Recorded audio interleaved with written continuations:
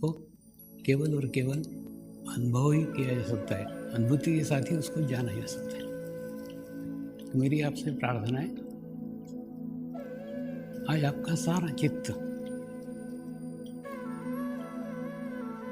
आपको क्या फील हो रहा है, क्या अनुभव हो रहा है,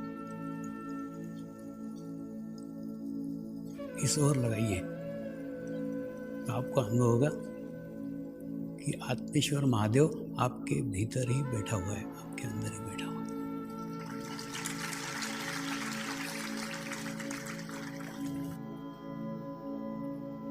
अब मानव सभ्यता की बात करें तो मानव सभ्यता खूब धीरे धीरे क्रमबद्ध तरीके से विकसित हुई है।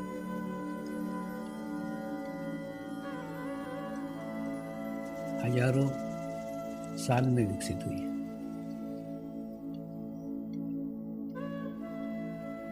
आज ये दूर दूर जो देश दिख रहे हैं कि नहीं, ये सब देश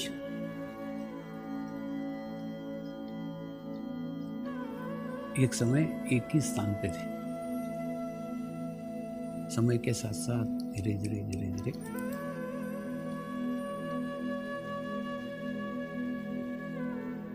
वो दूर दूर होते चले गए और हमारे पूर्वज भी आदिकाल से गुफाओं में रहते थे, शिकार करके अपना उदर निर्वाह चलाते थे।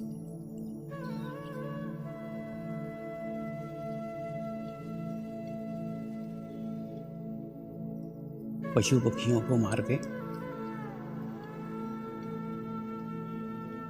अपना पेट भरते थे। मानव सभ्यता खूब धीरे धीरे धीरे धीरे विकसित हुई है। उनमें से ही कोई महान आत्माएं, कोई महामानव अपनी बस्ती से दूर जाकर एकांत में रहे, जंगल में रहे और जंगल में रह के निसर्ग के सानिध्य में आए और निसर्ग के सानिध्य में आते आते उन्होंने अनुभव किया कि निसर्ग के सानिध्य में विचार कम होते हैं, विचार कम आते हैं और धीरे धीरे धीरे वो निसर्ग के साथ समरस होने लग गए और समरस होते होते उनको ज्ञान हुआ, उनको नॉलेज हुआ। इन पंच महाभूतों से ही ये शरीर बना हुआ है और अगर हम इन पंच महाभूतों से ही समरसता स्थापित करते हैं तो हमें अच्छा लगता है, हमारी समस्याएं दूर होती है, हमारे प्रॉब्लम दूर होते हैं।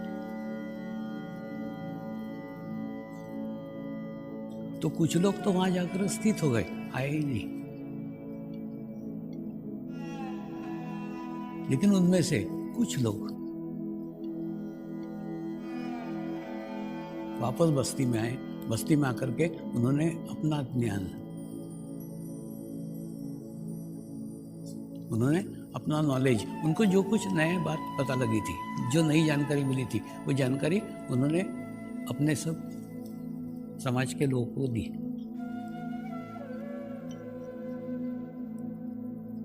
और ध्यान साधना के कारण, एकांत में रहने के कारण, मौन में रहने के कारण उनके अंदर एक प्रकार का आकर्षण निर्माण हो गया था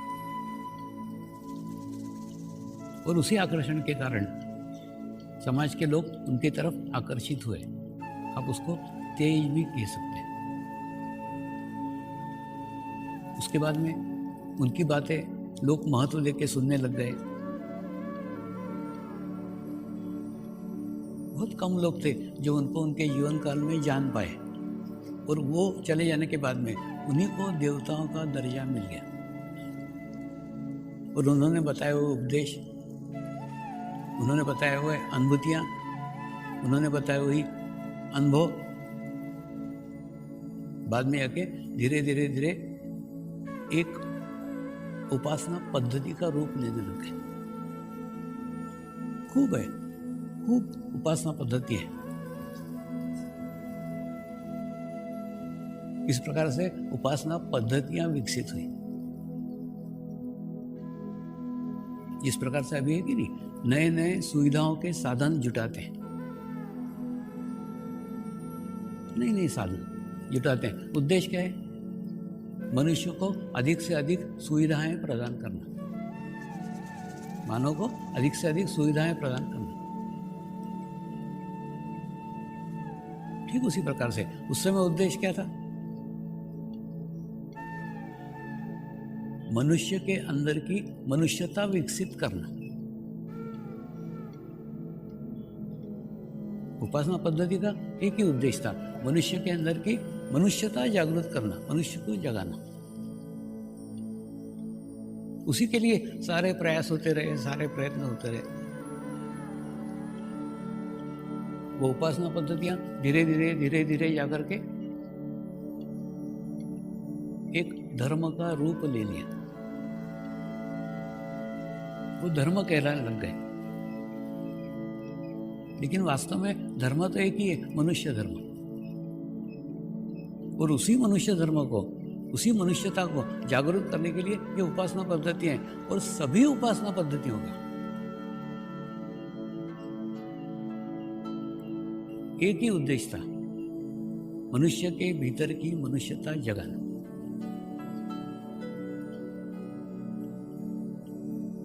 मनुष्य को अंतर्मुखी करना, एक ही उद्देश्य। एक ही उद्देश्य से सारी उपासना पद्धतियां बनाई। सारी उपासना पद्धतियां बाद में जाके धर्म का रूप ले ली। धीरे धीरे यातायात के साधन विकसित हो गए, कम्युनिकेशन के साधन विकसित हो गए। लोग पास पास आने लग गए, करीब करीब आने लग गए। और करीब करीब आने के बाद, पास पास आने के बाद में कई सारी समस्याएं निर्माण हो गई। जो उपासना पद्धतियां मनुष्य के अंदर की मनुष्यता जागृत करने के लिए निर्माण हुई थी, जिनका उद्देश्य केवल और केवल मनुष्य की मनुष्यता जागृत करना था, वही उपासना पद्धति के कारण समाज विभाजित होने लग गया। और बाद में विवाद चालू हुए, तेरी उपासना पद्धति अच्छी कि मेरी उपासना पद्धति अच्छी, तेरा भगवान बड़ा कि मेरा भगवान बड़ा।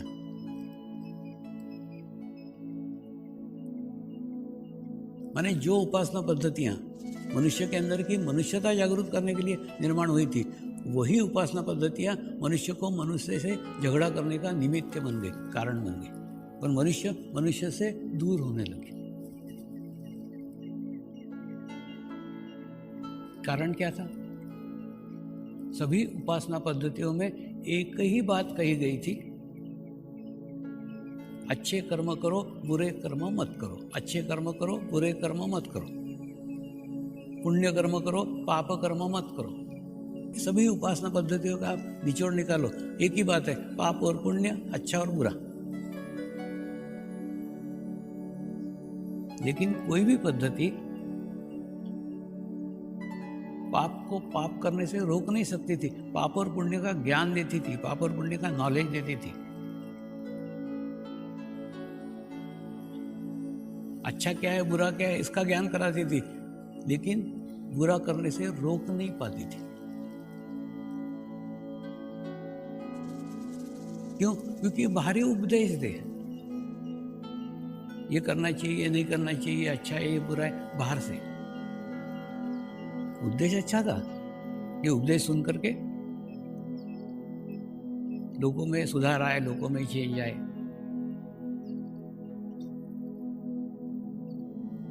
लेकिन कोई बदलाव नहीं आ रहा था, कोई चेंज नहीं आ रहा था। उल्टा उपासना पद्धतियां विवाद का कारण बन रही थी। देखिए, जो घर के अंदर रहता है ना, उसको घर की बात नहीं मालूम पड़ती, लेकिन जो बाहर रहता है, बाहर से वो अवलोकन कर सकता है कि घर में क्या चल रहा है, घर की क्या समस्या है, घर की क्या प्रॉब्लम है। ठीक उसी प्रकार से जिस प्रकार से ये सब समाज में हो रहा था ना, उसी समय हिमालय में बैठे हुए ऋषि मुनि इन सब बातों का खूब सूक्ष्मता के साथ अध्ययन कर रहे थे, खूब शांति के साथ देख रहे थे, निरीक्षण कर रहे थे। लेकिन उनको भी कोई उपाय नहीं दिख रहा था, उनको कोई रास्ता नहीं दिख रहा था। फिर नई उपासना पद्धति आती थी, फिर और नई उपासना पद्धति आती थी। वो सोचते थे लोग इससे नहीं सुने तो इससे सुनेंगे, इससे नहीं सुने तो इससे सुनेंगे, लेकिन नहीं, कोई बदलाव नहीं हो रहा था, कोई चेंज नहीं हो रहा, कुछ भी नहीं हो रहा था। तो उन्होंने भी अपनी साधना से, अपनी तपस्या से 800 साल के बाद, 800 साल की रिसर्च के बाद एक मार्ग खोजा, एक रास्ता खोजा कि उपदेश की बात ही नहीं की जाए, बताई नहीं जाए कौन सा पाप और कौन सा पुण्य है, कौन सा अच्छा है, कौन सा बुरा है, कुछ नहीं, कुछ बताने का नहीं। क्योंकि बता करके भी कहाँ सुधर रहे हैं, कुछ चेंज नहीं आ रहा है, कोई बदलाव नहीं आ रहा है। और दूसरा, सबका उद्देश्य मनुष्य के भीतर के आत्म तत्व को जागरूक करना था, वो तो हो नहीं रहा है। तो इन्होंने दूसरा मार्ग चुना, सीधा अनुभूति का मार्ग, यानी मनुष्य को सीधा आत्मज्ञान करा दो, आत्म अनुभूति करा दो, फिर वो खुद ही जान जाएगा कौन सी चीज अच्छी है और कौन सी चीज बुरी, कौन सा पाप है और कौन सा पुण्य है। इसका ज्ञान उसको उसके भीतर से ही होना प्रारंभ हो जाएगा। ये मार्ग तो मिला, ये रास्ता तो मिला। फिर दूसरी समस्या थी, वो समाज को त्याग करके हिमालय में गए थे, और वैसे भी हिमालय में वन वे ट्रैफिक है, जो जाता है वो जाता है, आता नहीं है। तो वो समाज में आ नहीं सकते थे। तो प्रश्न आया, ये अनुभूति को पहुंचाए कौन समाज में? इसलिए उन्होंने एक माध्यम का निर्माण किया। माध्यम यानी एक ऐसा माध्यम जिसके अंदर खुद का कोई अस्तित्व नहीं हो, उसका कोई ज्ञान नहीं हो, उसके अंदर कोई उसके खुद के कुछ विचार नहीं हो, उसके कोई विचार कुछ नहीं, जो एकदम एम्प्टी, एकदम खाली। ऐसे माध्यम का चुनाव करके माध्यम को उन्होंने अधिकृत किया इस अनुभूति को समाज तक बांटने के लिए। एक संस्कार के द्वारा यह अनुभूति एक पवित्र आत्मा से एक पवित्र आत्मा तक पहुंचती है। दूसरा, आप देखो ना, इसके अंदर स्थूल में कुछ भी नहीं है, कुछ भी स्थूल में नहीं है। आपके हाथ से कोई एक्सरसाइज नहीं की जाती, आपके हाथ से कोई फीस नहीं ली जाती, आपके सर के ऊपर कोई हाथ नहीं रखा जाता, आपको कोई गंडा नहीं बांधा जाता। मैंने भौतिक स्तर पे कुछ किया गया है, ऐसा कुछ भी नहीं है। विश्व में ध्यान करने की 3 पद्धतियां हैं। एक पद्धति है, लोग बोलते हैं सांस के ऊपर चित्त रखो, सांस ले रहे हैं छोड़ रहे हैं, सांस ले रहे हैं छोड़ रहे हैं। इस पद्धति को अवलोकन करके धीरे धीरे धीरे आप आपका ध्यान करो, मेडिटेशन करो। ये एक पद्धति विश्व में काफी प्रचलित है। दूसरी पद्धति है त्राटक। लोग ज्योति को जलाते हैं और ज्योति पे पूर्ण एकाग्रता करते करते करते करते करते एक निर्विचारता की स्थिति, एक शून्य की अवस्था मनुष्य को प्राप्त होती है। ये भी एक पद्धति है। और तीसरी पद्धति है प्राणायाम की। प्राणायाम करते करते करते करते करते एक निर्विचारता की स्थिति मनुष्य को प्राप्त होती है। ये तीनों पद्धतियां हैं, लेकिन इसके अंदर कोई भी पद्धति नहीं है। तीनों पद्धति में से कोई पद्धति नहीं है।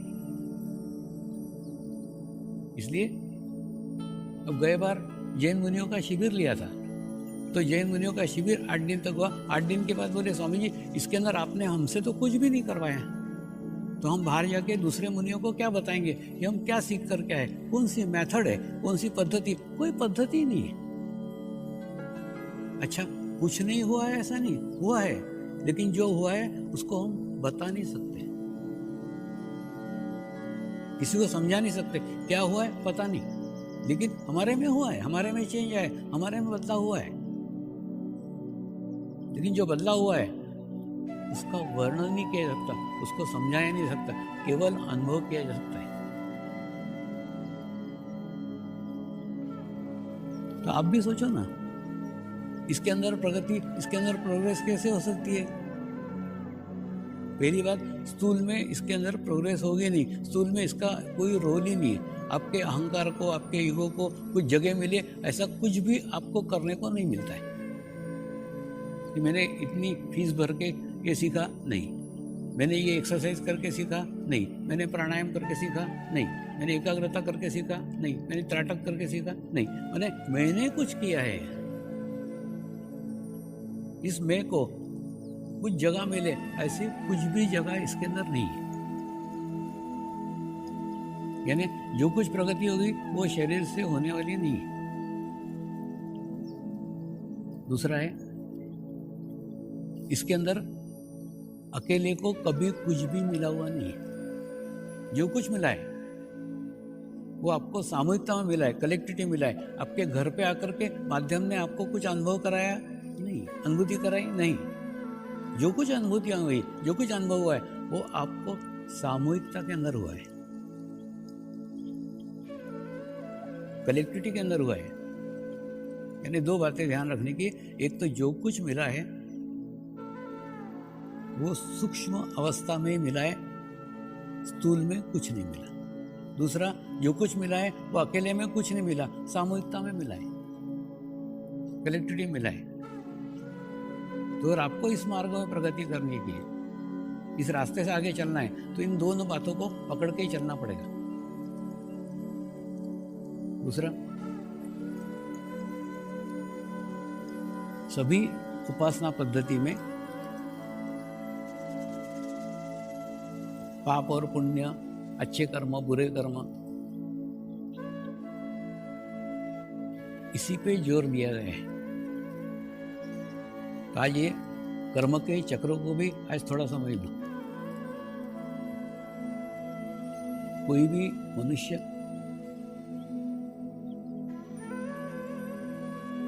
शरीर केवल इसीलिए धारण करता है कि पूर्व जन्म में किए गए कर्मों को वो भोग सके, क्योंकि जो स्थूल में ग्रहण किया है वो स्थूल में ही चुकाना पड़ेगा। और नया जन्म लेने के बाद पूर्व जन्म के कर्म भोगता है। अगर अच्छा किया है अच्छा भोगता है, बुरा किया है बुरा भोगता है। लेकिन वो भोगने के समयावधि में उसके ही नए जन्म में और कुछ नए कर्म खड़े हो जाते हैं। यानी पूर्व जन्म के कर्म तो खत्म होते हैं, लेकिन और फिर नए कर्म खड़े हो जाते हैं, और वही कर्म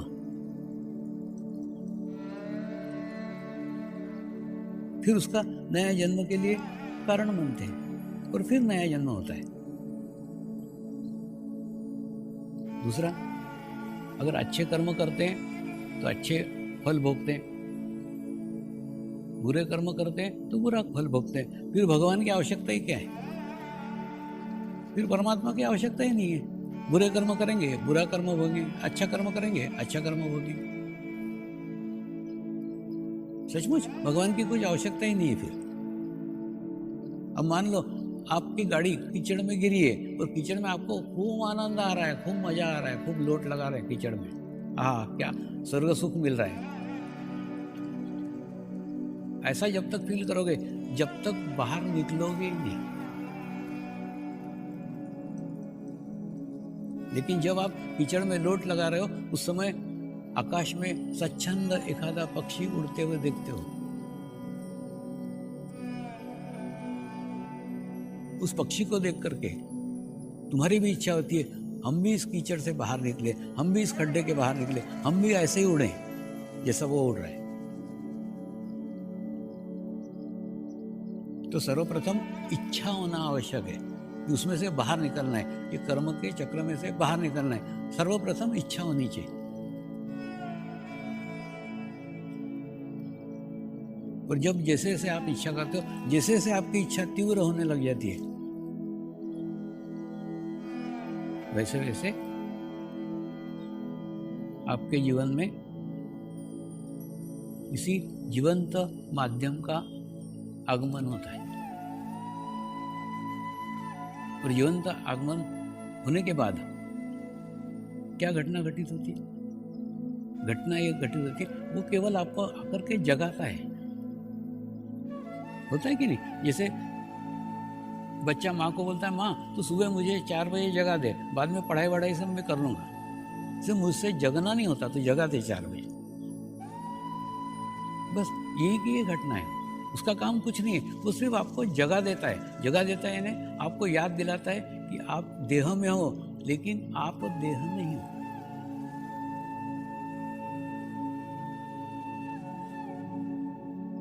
और उस मार्ग पे धीरे धीरे धीरे धीरे धीरे धीरे साधक चलता है। एक तो जैसे ही आत्म साक्षात्कार मिलता है, जैसे ही आत्म अनुभूति मिलती है, तो माध्यम उसके इस जन्म के सारे बुरे कर्म नष्ट करता है। नष्ट करता है तभी आत्म साक्षात्कार मिल सकता है, यानी बुरे कर्म रहे नहीं। अच्छा, उसके बाद में जो पूर्व जन्म के कर्म है वो आपको भोगना ही पड़ेंगे, लेकिन आप सामूहिकता में भोगोगे, कलेक्टिविटी में भोगोगे, तो उसकी चुभन आपको पता नहीं चलेगी। और सामूहिकता में वो कर्म भी समाप्त हो जाएंगे। एक उसके बाद में आप ध्यान करते करते आपके आसपास एक आभामंडल बन जाएगा, आपके आसपास एक ओरा बन जाएगा। और वो आभामंडल में पूर्ण सकारात्मक ऊर्जा रहेगी, सकारात्मक एनर्जी रहेगी। तो आपके पास नकारात्मक एनर्जी होगी नहीं, मतलब आपसे बुरे कर्म फिर होंगे ही नहीं। करोगे नहीं, होंगे ही नहीं, आपसे नहीं होंगे। तो जीवन के पहले के कर्म आत्म साक्षात्कार में समाप्त हो गए। पूर्व जन्म के कर्म आपने भोग लिए, अब बुरे कर्म आपसे हो नहीं रहे। और जो अच्छे कर्म कर रहे हो वो भी आप गुरु कृपा में हो रहा है, ये भाव रख लो। गुरु कृपा यानी सामूहिकता, कलेक्टिविटी। आप सामूहिकता में उसको श्रेय दे रहे हो, यानी अपने आप के साथ उसको बांध नहीं रहो, मैंने किया नहीं कर रहे। तो एक मुक्त अवस्था आपको आपके जीवन में ऐसी आएगी जब आपके पास कुछ भी करने के लिए बाकी नहीं रहेगा। ना आपके पास कोई अच्छे कर्म है, ना आपके पास में कोई बुरे कर्म है, कुछ भी नहीं, एकदम अकाउंट नील, शून्य की अवस्था। किसी के प्रति कोई गुस्सा नहीं है, कोई लालच नहीं है, पूर्ण समाधान, पूर्ण सेटिस्फेक्शन। कोई रीजन नहीं है जिस रीजन के कारण आपको नया जन्म लेना पड़े। सब सारे कारण समाप्त हो गए, शून्य हो गए।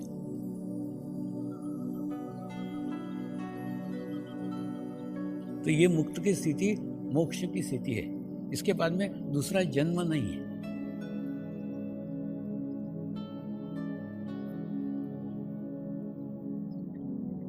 तो कर्म के चक्र में से अगर बाहर ना निकलना हो तो कोई प्रश्न ही नहीं। लेकिन अगर बाहर निकलने का है, तुमको लगता है कि बाहर निकलना चाहिए, तो अनुभूति का मार्ग एक ऐसा मार्ग है जिसके द्वारा आप बाहर निकल सकते हो। दूसरा, हम जीवन भर परमात्मा को बाहर खोजते रहते हैं, यहाँ जाते हैं, वहां जाते हैं, वहां जाते हैं, वहां जाते हैं, वहां जाते हैं, ढूंढ रहे हैं, बाहर ढूंढ रहे हैं परमात्मा,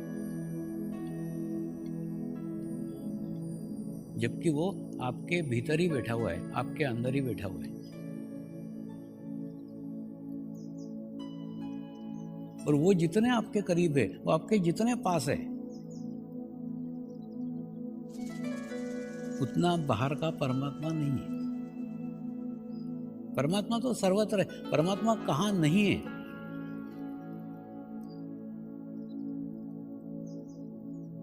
लेकिन जो परमात्मा का स्वरूप आपके अंदर है, आपके भीतर है, वो आपके सबसे करीब है, सबसे पास है। आप उसको छोड़ करके बाहर के परमात्मा को खोजते फिरते।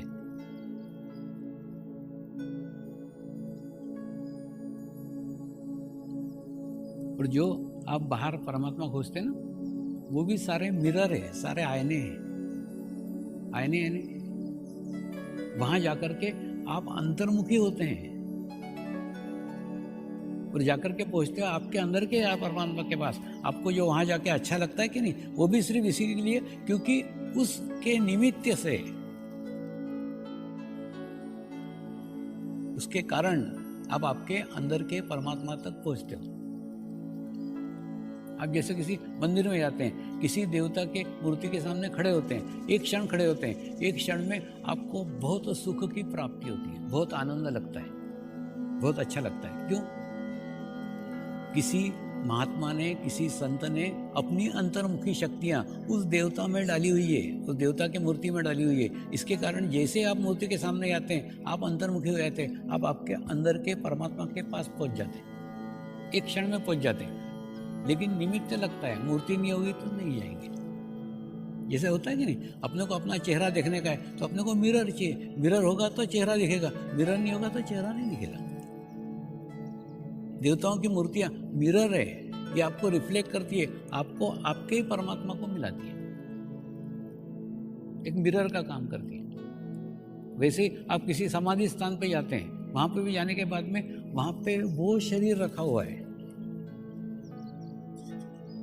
जिस शरीर के साथ लाखों आत्माएं जुड़ी हुई है, लाखों आत्माओं की सामूहिकता, कलेक्टिविटी उसके अंदर है। उसकी अंतर्मुखी शक्तियों के कारण आप अंतर्मुखी होते हो और आपको आपके ही परमात्मा के दर्शन होते हैं, परमात्मा की अनुभूति है, आपको अच्छा लगता है। ठीक ऐसे ही जब आप किसी जीवंत सद्गुरु के समक्ष जाते हो, सामने जाते हो, तो उसकी अंतर्मुखी स्थिति के कारण तुम भी कुछ क्षण के लिए क्यों न हो अंतर्मुखी हो जाते हो। और अंतर्मुखी हो जाने के कारण तुम्हें वहां जाना अच्छा लगता है। तो परमात्मा आपके ही अंदर, आपके भीतर बैठा हुआ है। जैसे ही आपका चित्त, जैसे आपका ध्यान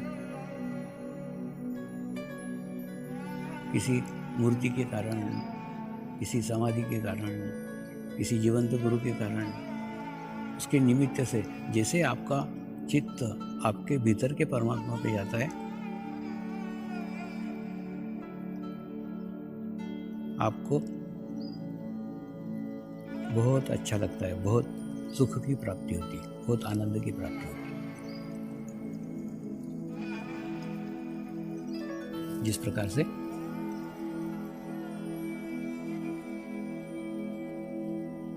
हम परमात्मा को बाहर खोजते हैं, बिल्कुल ठीक इसी प्रकार से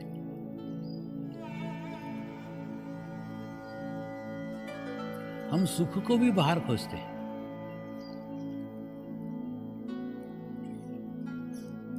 सुख को बाहर खोजते हैं। मेरे पत्नी से मुझे सुख मिलेगा, मेरे लड़के से मेरे को सुख मिलेगा, मेरी लड़की से मेरे को सुख मिलेगा, मेरे पोते से मेरे को सुख मिलेगा। यानी आप सुख के लिए दूसरे के ऊपर डिपेंड हो। आपको अगर सुख चाहिए तो दूसरा चाहिए, दूसरा नहीं होगा तो सुख नहीं मिलेगा। तो जिस प्रकार परमात्मा आपके भीतर है, वैसा सुख भी आपके भीतर है, आपके ही अंदर है। जो आदमी सुखी होना चाहता है उसको कोई भी जीवन में दुखी नहीं कर सकता,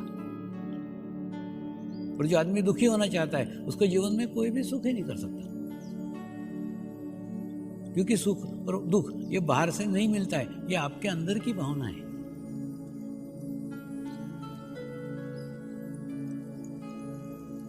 आप ध्यान करो, मेडिटेशंस करो, तो आपको आपके आत्म सुख की अनुभूति होगी। होते हैं, अपन भी कोई समस्याओं के ऊपर विचार करते हैं, कोई समस्याओं पे ध्यान देते हैं, अलग अलग जगह ध्यान रखते रहते हैं।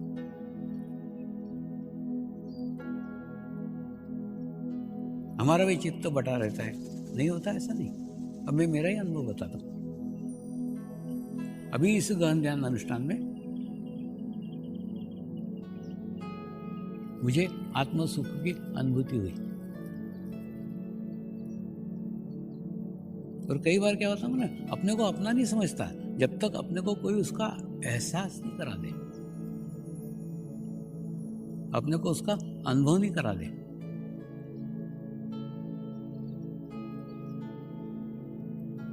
इस गहन ध्यान अनुष्ठान में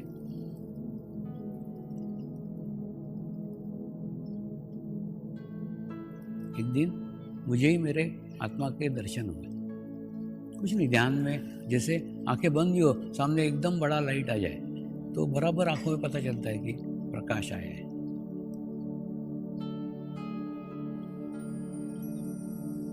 ठीक उसी प्रकार से मुझे मेरे सूक्ष्म शरीर के आत्मा के दर्शन हुए।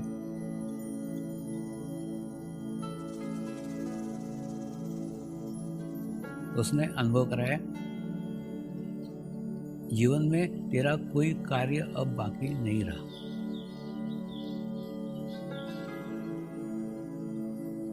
और रही बात आश्रमों की, आश्रम की तुझे आवश्यकता ही नहीं है, शिविरों की तुझे आवश्यकता ही नहीं है। तेरी सारी आवश्यकताएं जीवन की समाप्त हो गई। और अब साधकों की स्थिति होगी तो उस जगह के आश्रम डेवलप होंगे, नई स्थिति होगी नहीं होंगे। आवश्यकताएं साधकों को है।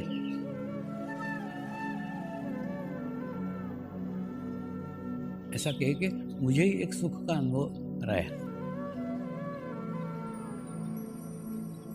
जब आपकी आत्मा स्ट्रांग हो जाती है, मजबूत हो जाती है,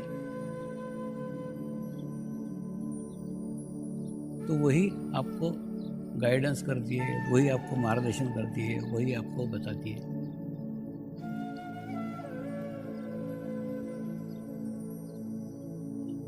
ऐसा ही एक अनुभव त्रिकाल ज्ञानी का अर्थ समझ में आया। बचपन में नानी ऋषि मुनियों की कहानियाँ बताती थी। वो त्रिकाल ज्ञानी है, यानी वो पूर्व में क्या हुआ वो भी जानते हैं, आज भी क्या हुआ वो भी जानते हैं, कल भी क्या होगा वो भी जानते हैं।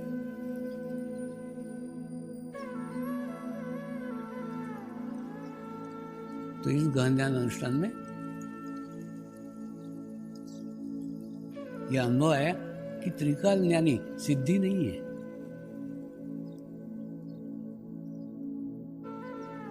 अगर आप कोई ऐसे कार्य करते हैं जो कार्य करने से आपकी आत्मा प्रसन्न हो जाए, आपकी आत्मा खुश हो जाए,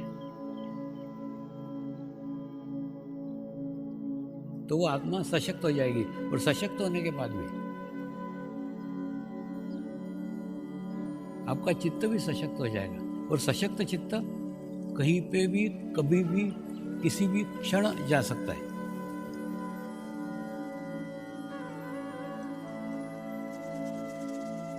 और क्या आगे होने वाला है वो सब बता सकता है, सब जानकारी प्राप्त हो जाती है, लेकिन सशक्त चित्त होना चाहिए।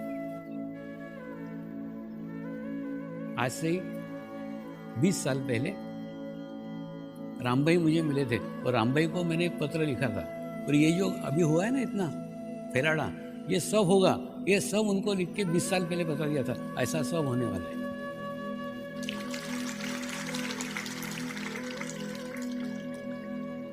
तब कि मेरा नवसारी आना भी नहीं हुआ था, कुछ भी नहीं था, यहाँ कुछ नहीं था।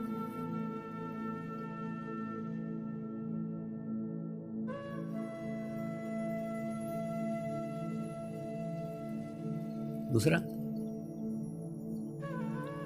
उज्ज्वला बहन की माँ मराठी में ट्रांसलेशन करती है हिमालय का समर्पण योग का। तो बार बार मुझे प्रश्न पूछती थी जब भी मिलती ना, स्वामी जी मुझे तो गए साल की बात भी कोई याद नहीं रहती, आप ऐसे 60-60 साल पुरानी बातें ऐसे बताते हो, ऐसे बताते हो कि जैसे कोई कल घटी हो घटना।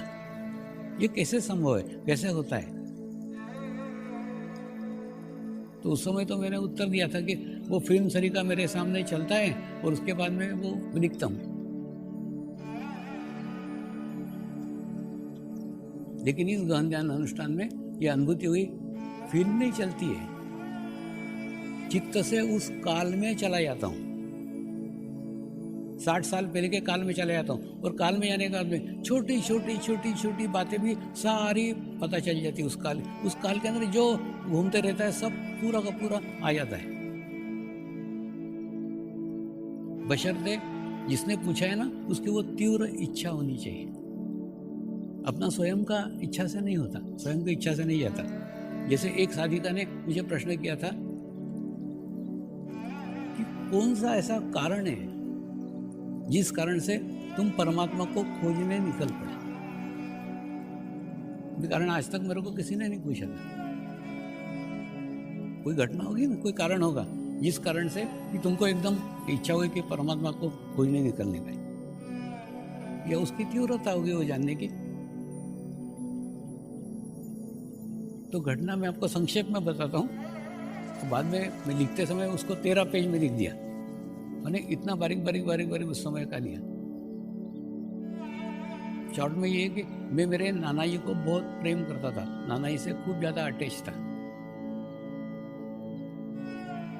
दिन भर करीब करीब नाना जी के साथ ही रहता था। वो हनुमान मंदिर में मुझे लेके भी जाते थे।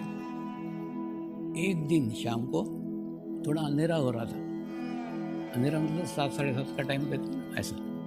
उस समय मेरे नाना जी की तबीयत खराब हो गई।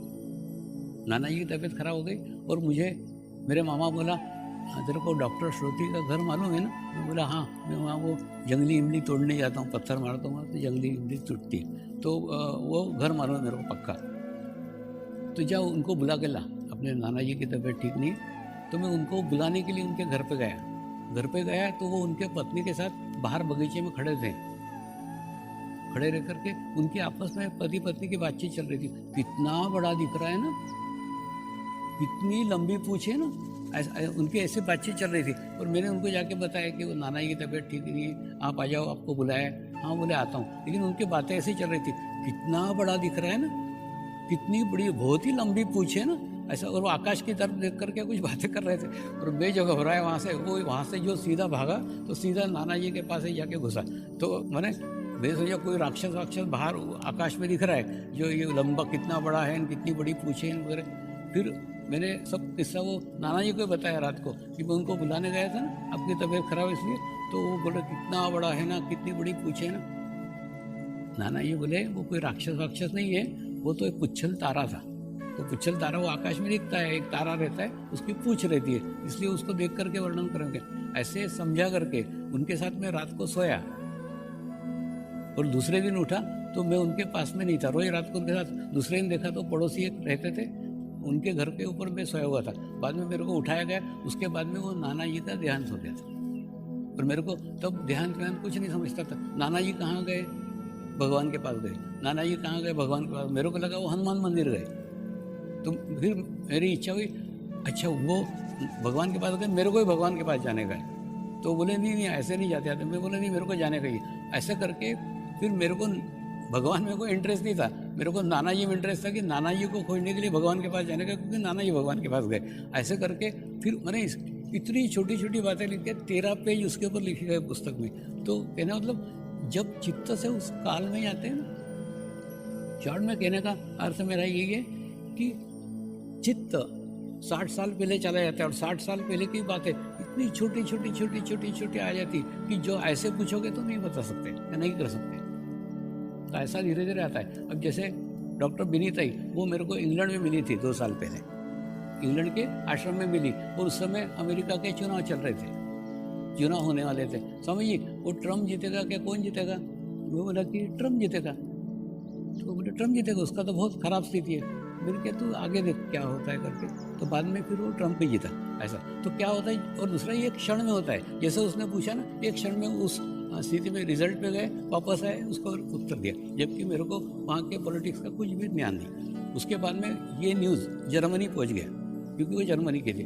जर्मनी के संसद के अंदर गए तो संसद में जर्मनी का एक मिनिस्टर मेरे को पूछता, स्वामी जी हम तो अभी मिलजुल करके सरकार बना रहे हैं, हमारी इच्छा है कि हम मेजोरिटी में आएँ। तो बोला कुछ नहीं होगा, ऐसे खिचड़ी सरकार रहेगी। तो वो एकदम नर्वस हो गया, बोले आपने मेरे को एकदम नर्वस कर दिया, लेकिन फिर भी मैं तुमको संसद दिखाता हूँ, ऐसा करके उसने सब दिखाया। और बाद में जाके खिचड़ी गवर्नमेंट ही हुई। तो उसके बाद में अभी कुछ दिन पहले की बात है कि ये दिसंबर में हम अभी पहाड़ी के ऊपर घूम रहे थे, गुरु शक्ति धाम के राजकोट में, मैं BM पटेल और जिग्नाबेन। तो BM पटेल बोला, स्वामी कल रिजल्ट आने वाले अपने गुजरात में, कौन जीतेगा? मैंने कहा बीजेपी। तो बोले कि बीजेपी, यहाँ सौराष्ट्र में तो कांग्रेस की हवा है। मैंने कहा वो मेरे को नहीं समझता, क्या तूने जो पूछा वो मैंने तुरंत उसका उत्तर दिया। तो दूसरे दिन वही रिजल्ट आया। उसके बाद में गुरु माँ को जाना था अहमदाबाद। मैं बहुत सारे एग्जाम्पल, एक्चुअली ये सब ऐसे लिंक में मेरे पास एक एक आते गए। उसके बाद में गुरु माँ को जाना था अहमदाबाद, मैं गया मुंबई। और दूसरा, चित्त को कोई ज्ञान नहीं रहता है, चित्त बुद्धू रहता है एकदम। आपको आगे का बताता हूँ। तो जैसे मुंबई गए, मुंबई में जा कर के वो विनीता को रात की फ्लाइट पकड़नी थी जर्मनी की, और रात को टीवी के ऊपर बहुत बड़ी न्यूज़ आई कि इतनी ज़्यादा बर्फबारी हुई है कि सारा जर्मनी के एयरपोर्ट ब्लॉक हो गए। तो जर्मनी का हवाई अड्डा बंद है। तो उज्ज्वला की माँ मेरे को पूछती, स्वामी इसको फिर जाने दे कि नहीं जाने दे? मैंने बोले जाने दे ना, वो तो अलग जगह जा रही, म्यूनिक के अंदर बर्फ गिरी है। और वो चले जाने, उज्ज्वला बहन को मैंने पूछा म्यूनिक कहाँ है? तो बोले तुमको म्यूनिक भी पता नहीं और तुम बता रहे हो बर्फ वहाँ गिरी है। मैं बोला हाँ। उसके बाद में वो दूसरे दिन विनीता वहाँ पहुँची, उसने फ़ोन करके बताया हाँ बर्फ म्यूनिक में गिरी है, हमारे यहाँ कुछ नहीं ऐसे। तो नहीं, शॉर्ट में कहने का मतलब इसके लिए कोई भौगोलिक ज्ञान की जरूरत नहीं है।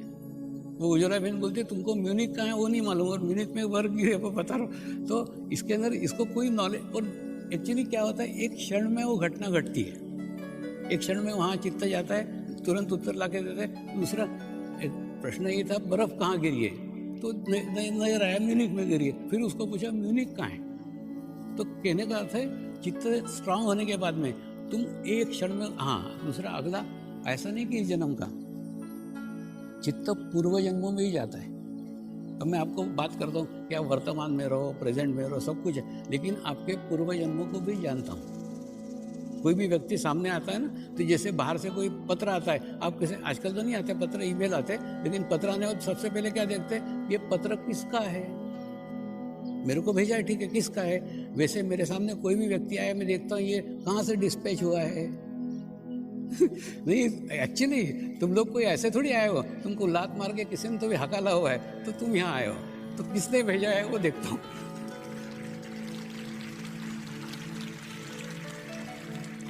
नहीं, ऐसा तुम्हारा नहीं रे बाबा, मेरा भी ऐसे ही। अब जैसे मैं वहाँ पे जैसे किसानों के वो बने रहते कि कंपाउंड, वैसे हिमालय में कंपाउंड बने हुए हैं, ओरा एक एक के आवामंडल बने हुए हैं। तो उनके इच्छा के बगैर तो उनके आवामंडल में कोई जा ही नहीं सकता। उसके बाद में अगर मैं घुस गया तो वो मेरे को नहीं देखते हुए, देखते इसको किसने भेजा है। तो फिर मैंने बराबर वो सब पता लगा लेते थे किसने भेजा है। तो वैसा प्रकार है कि इसके अंदर आप जाते हो ना, तो एकदम आप कहाँ से डिस्पैच हुआ, कहाँ से भेज, और थोड़ी देर बाद कई बार तो आदमी खुद ही बोल देता है कि मैं कहाँ से आया हूँ। कहाँ से आया हूँ मतलब किसने भेजा है। तो क्या प्रकार क्या रहता है, तो वैसा आपके पूर्व जन्म के बारे में भी सब कुछ जानकारी रहती है। कई बार गलतियाँ रिपीट होती है, मैंने जैसे पूर्व में जन्म में जो गलती करी ना, वो गलती बराबर वो आदमी इस जन्म में वही गलती करता है जो पूर्व जन्म में की है। पर ऐसा जब लगता है ना, तो एक आधे साधक को मैं पर्टिकुलरली उस बात के लिए वार्निंग देते रहता हूँ, ये मत करना, ये मत करना, बार बार उसको बोल रहा हूँ। उसकी ट्यूबलाइट नहीं जलती और उसको ये समझ में नहीं आता है बार बार मेरे को ही क्यों बोलते रहते हैं, लेकिन बोलते इसलिए रहते हैं कि उसने वही गलती की रहती जो पूर्व में जन्म, वही अभी भी वही करेगा। तो उसको सतर्क करते रहता हूँ, उसको बताते रहता हूँ। अच्छा, दूसरा ऐसा नहीं कि बता नहीं सकते। एक किस्सा और बताता हूँ। एक लड़की मुझे मिलने के लिए आई, स्वामी जी मेरे मन में किसी के प्रति भी कोई भावना नहीं है, सिर्फ मेरा हंसमुख स्वभाव है, हंस करके मैं सबसे बातें करती हूँ, सबको लगता है मैं उनसे प्यार करती हूँ, जबकि मेरे मन में किसी के प्रति कोई प्यार नहीं है, लेकिन सबको ऐसा लगता है। तो